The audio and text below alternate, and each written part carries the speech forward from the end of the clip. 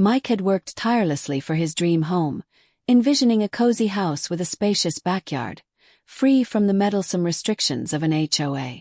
Unlike many of his neighbors who simply accepted the HOA's rules, Mike made a bold decision. He opted out entirely when he bought the house, believing this would ensure peace and privacy.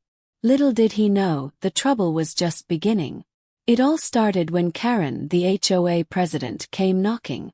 Dressed in her signature power-walking attire with a clipboard clutched in hand, she barely wasted time on pleasantries. "We need to talk about your backyard," she said, her voice sharp and commanding, as she peered over his fence like she owned the place. Mike raised an eyebrow, slightly amused. "What about it?" he asked, unsure what she was getting at. "It's meant to be a community green space," Karen declared, as if it were an undeniable fact. The previous owner understood that.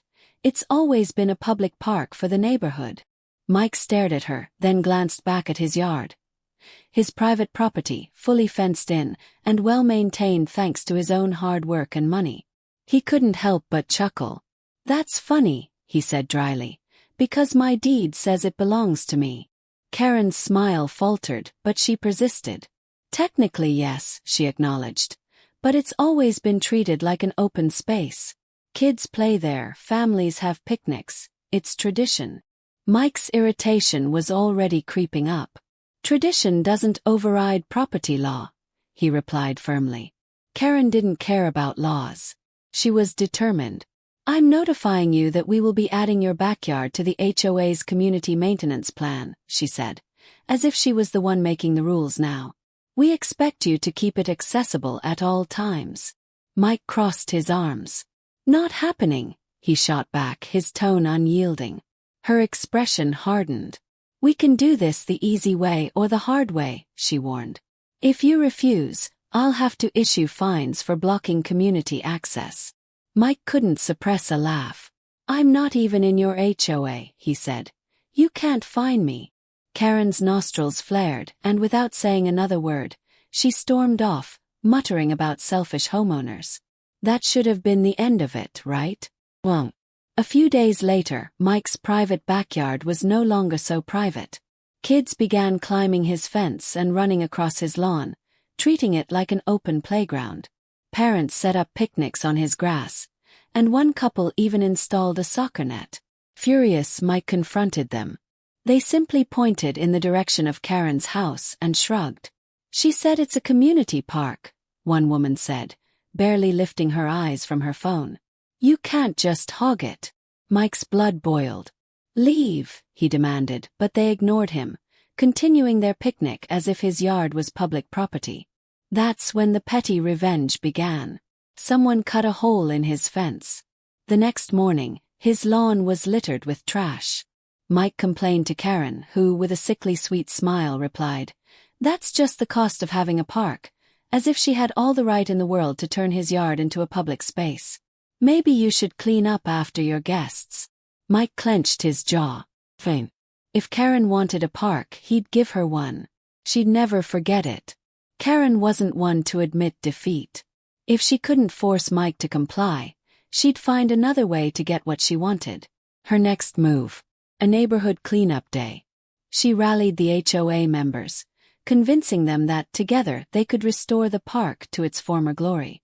Armed with shovels, rakes, and an unbelievable sense of entitlement, they marched into Mike's backyard, ready to reclaim what they believed was theirs.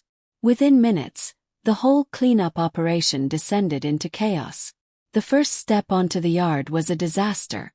Shoes sank into the mud, dragging people further in with every step. One man lost a sneaker entirely and had to hobble back to solid ground, covered in thick brown sludge. The mosquitoes were relentless, swarming anyone who stood still for even a second, biting exposed skin until the volunteers looked like they had a rash. And then the real panic began. Someone spotted a snake, a harmless water snake, but that didn't matter. Within seconds, the cleanup crew was in full-blown panic mode. People screamed, shoved each other aside, and tripped over themselves in a desperate bid to escape. Karen, of course, refused to back down.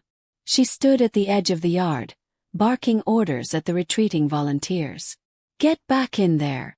We have to fix this." No one listened. They were done. Defeated, Karen turned to her next move: legal threats. She filed a complaint with the city, claiming Mike had destroyed community land and created a health hazard. An inspector arrived, clipboard in hand, ready to find violations, but instead he was impressed.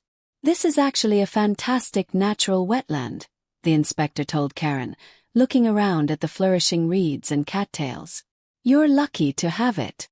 Karen's mouth dropped open. "Lucky," she repeated, her voice a mixture of disbelief and fury. The inspector continued, "These ecosystems support biodiversity. Honestly, I'd recommend leaving it as is. You might even qualify for environmental funding." Mike had to hold back a grin as Karen turned a shade of purple no one thought was possible. But Karen wasn't done. The final straw came when the HOA held a meeting to demand action.